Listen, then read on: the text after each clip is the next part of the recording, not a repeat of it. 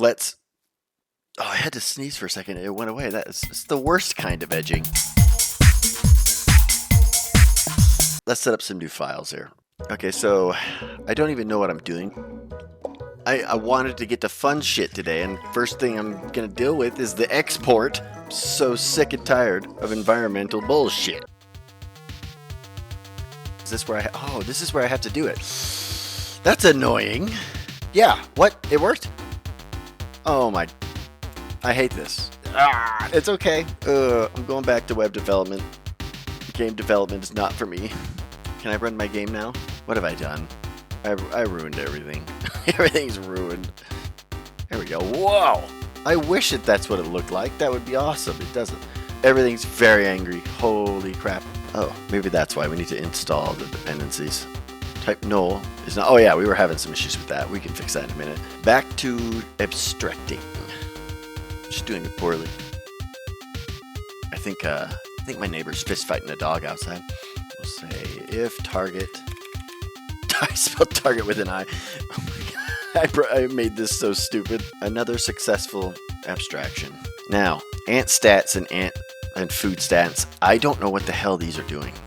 I don't even think they're being used. So now we have some fun stuff that we need to abstract into their own little functions. How deeply do I abstract? What is the line for too far? I've got functions that seem to be working, even though they're not in here. I am so used to modular stuff that like this pisses me off, because this should require some namespaces to work. Have I broken everything beyond repair? Because it seems to be very angry with what I'm doing. I don't know what killed it. I went too far. Is it because of how life is pain? I would like to bundle these together, please. And it worked. That was exactly what it is. Okay, so I wasn't pointing it at the right direction. It broke again, and now it's fixed. What? You don't have to use the namespaces. What's the benefit? What's the benefit of using a namespace? Like, this is cool. I learned all that for nothing. Well, it wasn't for nothing. I figured out that I could just have stuff. Why did they do sprite kind as the capital, but why did they make assets as a lowercase? What's going on there? Why is sprites lowercase? What did they do? Why are they changing this up? Why is this one different? All right, let's abstract again. We have done it. Only took us 50 minutes. What is the goal that we want to do first? We want to make the ant travel to something and stop when it gets there. Okay? So we're going to make a travelTo. I want him to just move. He's not going to turn.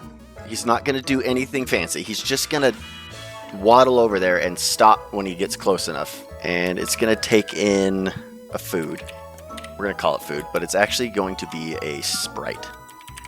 And in this, we're going to do some pseudocode. So this is actually fun if you don't know how to code. Sometimes you'll get stuck when you're programming, and you're like, I don't know what to write here. So you just kind of note it out like this and write what you want it to do. We'll just do something like find a target. And then once it finds a target, we want it to move closer, depending on speed. Well, we want to check if it's arrived. Check if close enough. And if it is, we're going to make it leave. And we're not going to add any sort of pathing system because we're just, it's a Game Boy game. So we're going to have it move closer. Check if it's close enough. If it is, we're going to go to the next action. And if it isn't, we're going to have it move one tick closer. This is how I have to like talk to myself. It's not even for you. This is for me because you forget what you're doing. The rubber ducky method. Here's the part where your brain overloads. Trying to think about like what's a target. In our ant interface, it's going to have an ID, the sprite that the ant actually is, the amount that it's holding, the target, the ID of the leaf, or nothing, which is null. I kind of want the target to be the sprite itself, because eventually the food's going to disappear, and I need all the ants that are targeting one leaf all reset when it disappears. So I might leave this as a number, and we want to check if the target exists. So if it exists, then we don't need to find a target. If it doesn't exist, time for some more pseudocode. We're going to need to loop through the food, and inside of that, once we loop through all the food, we're going to find closest food. And then once we get it all done, we will return food ID or null. Find target. Oh wait, this is Incorrect. It's actually going to take in the ant that we're working with. My end goal, after I get this ant to touch a leaf, we will be able to buy more ants up to like 10 or something. I have no idea what this can handle. And maybe it can handle like 40,000 ants. I doubt it. And then I want a prestige for some other resource. I also want to have a menu that you can just use these to go to, or we go like the Roblox route. We have you have a little dude that just walks around, and then there will be a spot right here that you go to buy an ant. And when you walk over to it, it pulls up a menu that'll let you buy more ants. That's pretty late in the game. And you got to start small and just get your ants to move. Let's just create this thing. We're gonna make a little loop. Let me see if I can make it into what's called a map, which lets you not have to loop through stuff. Cannot find map. Oh, come on. This is 80% of what being a programmer is, by the way, is just this. I don't think I can do a map. I think the version of it is just not, because we're using ES5. Let me ask the internet here. No. No, it does not. You know what? It's fine. Let's do it the inefficient way. Otherwise, I'm going to get stuck on it for years. So if for some reason, which it always is, if closest food doesn't exist, meaning it's null, we're going to set closest food to food. Why are you mad? Why are you mad at me right now? Cannot invoke an object which is possibly null. Oh, right. So we want this to either be null or food state. It's not. Okay, it was fine. It was just having a freak out. Sorry, there's going to be a lot before we get the ant to move. This is going to be the annoying part. Closest distance, which is going to be a number, and that's going to be equal to 0 for now. Ooh, that's going to be ugly. Let's make it into the function here. GetDistance. This is bad practice, but we're going to have it do that anyways. Set the distance. The distance will either be undefined or number. Most likely it's going to be a number because there will, Now we need to check if the closest distance greater than, use our function again, getDistance of ant.asset and the current food.asset. Ooh, I can't have it return undefined. We're gonna make this 1,000 just because. What the hell was I doing? All right, we're checking the distance. Why are we mad? Oh, we're not mad. Okay. Type undefined is not assignable to type number. You're right. We're gonna set it to 1,000 because that's a long ways away. This is set wrong. We need to set target. This is going to be a setter. So we're going to return it, which means that nothing happens. And if it does exist, we're going to say ant.target is now going to be equal to closest food. What is this? Why are you mad? Type null is not assignable to type food state. Are you sure? Yeah, you're right. It really is. Or null. Now for the real hard part. To move to, we're going to need to move to the target. Get distance from ant.asset, ant.target. Ant.target is possibly null. That's true. You're right. It is possibly null. So sprite or null. We're gonna have to fix this too because we're gonna have to do some calculations here. Argument of type sprite or undefined is okay. Ant.target exists and this.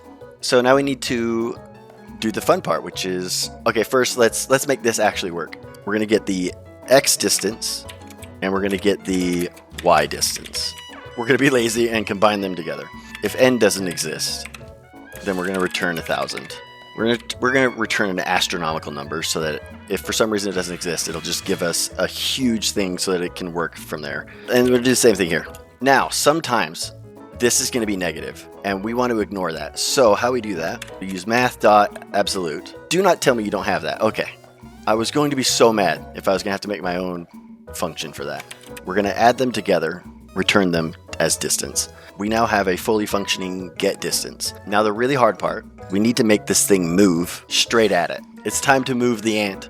Every tick, we're going to have it move 1 pixel for now. We need to know if we need to increase the x or decrease the x. Nope, it's still broken. Why are you mad?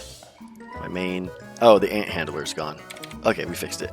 If we take the ant's position and we minus it from the x position, that's how far we need to go. So if this is x of 0 and this is x of 6, 0 minus 6 is -6, but if I move him that way, he's going to go the opposite direction. And we want him to go that direction, +1. We're going to do the opposite, which means that we're going to take ant.target.asset.x. We're going to ignore that for now. We're going to get the x, and we're going to minus that x from ant.asset.x. If ant.target doesn't exist, we're not going to do anything. Or if for some reason it does exist, we're going to go down here and do all this. So we have solved the problem. All right, next one. Same thing, move Y. We're gonna do the exact same thing. Kind of annoying that we have to do it in reverse. Know how to explain why that matters, but it totally matters. And I might be wrong too. I hope I'm wrong. That's where you learn. It's when you're wrong and you make errors. This is how you figure stuff out. There it is. I spelled const wrong. We're gonna make this into a new function called getMove. Okay, I like that. So then we're gonna take all this function getMove down into hither. Ant.target does not exist. Move X 0, move Y 0. It just won't move. We're gonna get our distances here. Move X equal to 0 and let move Y equal to 0. If distance of X is greater than 0, move X, we want it to increase by 1. If distance X is greater than 0, we want it to move negatively. And same thing with the Y's. It's actually gonna happen. Here we go. And we save. It's going the wrong direction. Well, we're moving it. That's pretty neat. The Y worked, but the X didn't work. This is awesome. I love this stuff. This is when stuff gets fun. Say bye-bye to the ant. Bye, ant. So happy that you came here. I believe my get move is broken. Oh, that's why it's broken. What's weird is it worked on the Y. So does that mean I have to swap the X's? That doesn't make any sense. Why would that work? Why would that work? It worked. Okay. I want him to turn. I want him to turn at it if he can. I want him to turn before he moves. Go to the sprites here. We've got some physics setups. We've got stop the sprite from following any target sprite. Set follow. Set follow. What if I didn't need to do any of this? What if the follow does it for me? I'm going to be so mad. It's not mad. Oh. Holy shit. I didn't need to do any of this.